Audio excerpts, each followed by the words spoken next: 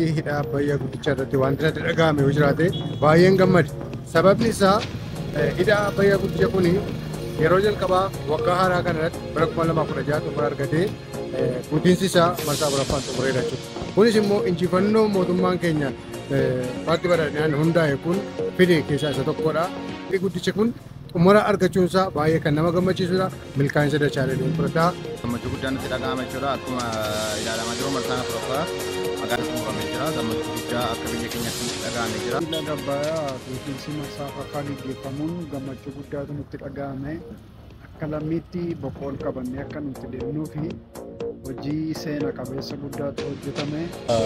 Laga Abbayyaa marsaa afuraffaan guddinsi bishaanii gaggeeffamuun isaa injifannoo Adawaa waliin kan hin caalle injifannoo guddaa akka ta'e guyyaa guddinsi bishaanii kun ibsamu gammachuu guddaadha kan natti dhagahame.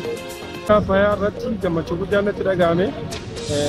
Akka waan Itoophiyaan injifannoo dippiloomaasii argatteetti jechuun biyyoonni baay'een Itoophiyaan waan jalqabde jechuudha. Keessatti immoo afaan keenyaaf waan jalqabne xumuruu kan dandeenyu ta'uu kan itti agarsiifne waan ta'eef na gammachiisa. Dhimma guutinsa bishaanii guddicha laga Abbayyaa marsaa afuraffaa wajjin wal qabatee yaadni jiru akka kootti isa ta'u akka uummata Itoophiyaatti gammachuu gaayyaa qabne kan itti dhagahame jiru.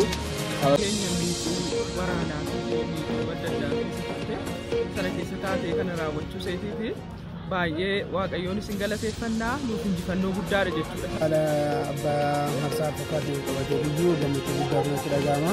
Yeroo hedduudhaan kan eegamaa turee fi karaa ummata Itoophiyaatti naaf immoo yeroo adda addaatti rakkoodhaan kan maqaan faarfamaa ture kan kaa'amaa ture.